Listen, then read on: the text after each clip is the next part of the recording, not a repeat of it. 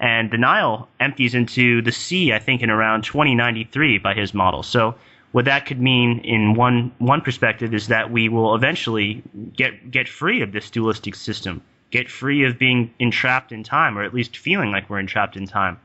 So things like mortality, longevity will not be an issue for us anymore as a consciousness. But do you think our choice that in that sense, if we also tied in a little bit more with Avatar, to me, I mean, Avatar also shows the how it might be possible for us to go into a virtual world as well, that we might be offered the Fox, so to speak, version of this non-duality, or rather live in a world where we totally can manifest what we want to see or create our own world. I'm not saying again that that's a bad thing. I'm just saying that we might be offered to go into it just as he does in the film Avatar. He connects into this kind of pod in that sense, which downloads his soul or consciousness into this other body, and we don't even know really if he's having this as a whole virtual reality experience or not, or if he actually is in a real world, if you follow my line of thinking. Steve. Very good, Henrik. It's the soul of a new machine philosophy right there. It's It's transhumanism, and what we're going to do when we eventually create a machine that's more intelligent and more dynamic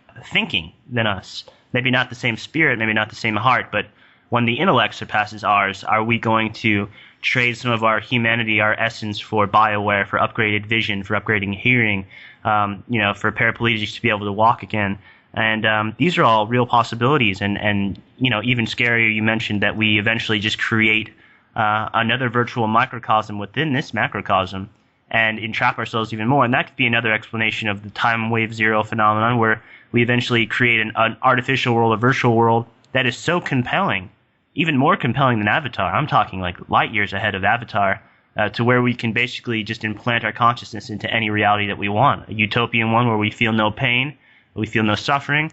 And this is an obstacle we have to overcome as a species. We have to choose whether we're going to stay the organic route and be true to honesty in our spirit and evolve with the cosmos in that way, or to fall further into helplessness and feel like we cannot make our world that beautiful utopia ourselves. We're going to have to create a synthetic version of it. And there's role-playing games like Dungeons and Dragons.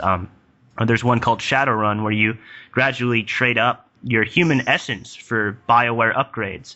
And as you go throughout the game, the more upgrades you get, the lower and lower your bio-essence gets. So you're trading your humanity for this sort of android Terminator technology, and it's going to be compelling for a lot of people to take advantage of that type of system.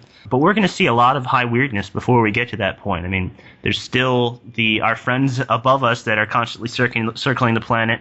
I just watched a great documentary by Jose Escamilla called Moon Rising, where it shows the moon's absolutely teeming with activity, going back to Richard Hoagland's research, where you see all the citadels and strange structures on the moon, and how it just seems very likely that there is a lot of activity in our own little solar system right here.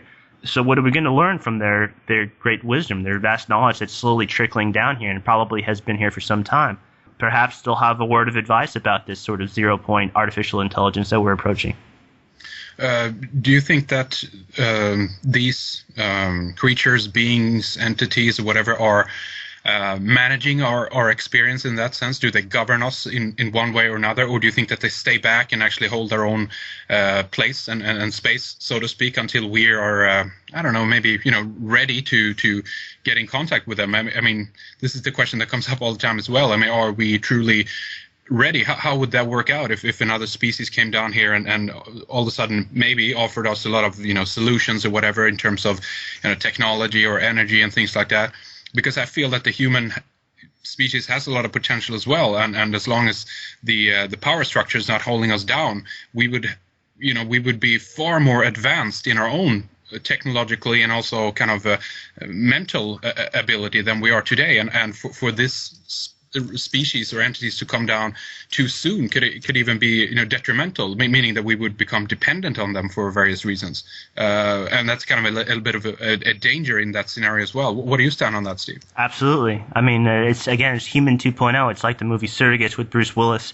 We don't need someone to bail us out of our own problem right now. We need to get ourselves out. And I think the majority of ETs that are here and that are visiting, I just saw this footage from China last month. I just posted it on my Facebook of this sort of gigantic cone-like tetrahedral craft with a diamond subcraft coming out of it and then doing a complete 360 motion around ship. And if it's not CGI, it's one of the most beautiful sightings I've ever seen. I think that the majority of them are just observing us like we go to the zoo and we observe panda bears and that kind of thing. Are we the zoo? Is this the zoo for them? This is the zoo for them, yeah. And I think that some of them, I'm not necessarily sure if the ones that are coming in craft that are physical are the ones that are controlling the societies, the elite echelons. But I do know, well, I have a really good sense. I don't have an absolute knowing. Just from people I've talked to in secret societies and organizations that like the Tool Society, the Thule Society in Germany, Masonic organizations. I do know at the very upper echelons, they at least believe that there is an extraterrestrial leadership, governance. It could be some kind of transdimensional governing body, some kind of daemon that's piloting them or controlling their thoughts and using them as a food source, like surviving off humanity parasitically. That would explain the sort of way that we're still confused, the way that our language is still confused and we feel imprisoned here. But I don't think they have absolute power over us. I think that a lot of the ciphers and the clues and the answers to the human riddle to this great question, this movement away from duality, is not hidden from us. It's kind of in plain sight. I mean, we've just been talking about some of the incredible ciphers that we can see in language right now. I mean, you could end this podcast with me and diverge some kind of incredible secret using the mathematical code of pi or the golden mean and just applying it to our alphabet. And you're able to do that. They're not stopping you from doing that. There's all kinds of theories. You could wax intellectual about it forever, about why these dimensional entities would want to harvest us, feed off us, that kind of thing. Perhaps they don't have souls. Perhaps they're robotic in nature. Perhaps they're envious of human beings because they are eternal, whereas they have to exist in 3 dimensions for eternity. So, perhaps if their kingdom is on Earth, Henrik, that would make sense why they want to control us so much. They don't have an afterlife to look forward to because they are artificial in nature. They're lacking the stuff of souls. I mean, that's just one possibility, but you can, you can philosophize about that forever. Absolutely. Hey, before you mentioned a little bit of the diamond symbolism as well, and if we wrap things up here for the first hour at least, and Jay, what do you think about JC? I mean, I heard a interview with him recently where he sits there and says that he doesn't know, what all this stuff is, that it, that people are alluding to. We have the master of the craft on his T-shirts with snakes, all-seeing eyes. He has do what I wilt hoodies and things like this. Somebody actually asked him, like they called him out on it. Yeah, sure. I mean, it was kind of a dodgy host there, but I mean, I don't think they had too much, occult knowledge from that perspective.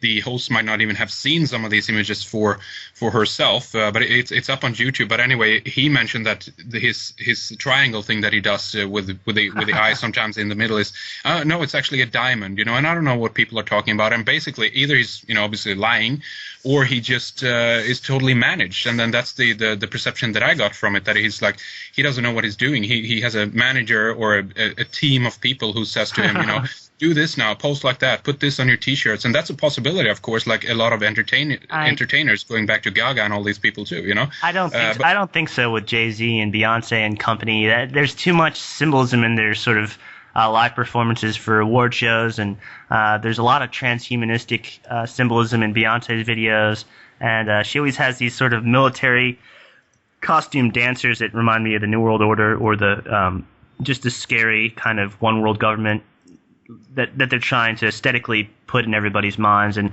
Jay-Z's not ignorant to what he's doing. I mean, people with truth, people that think that they have truth, that are related to these secret societies, they give life oaths, Henrik. They would never, there'd be no reason for them to share their truth with you. There would be no advantage, because people that are enlightened, that feel that secrecy is the way to go, they don't feel like sharing it with the world, will never in a million years confess to it, because not only would they risk their lives in doing so, but it would kind of defeat the entire purpose of their being, what they've built themselves up to be, their ego.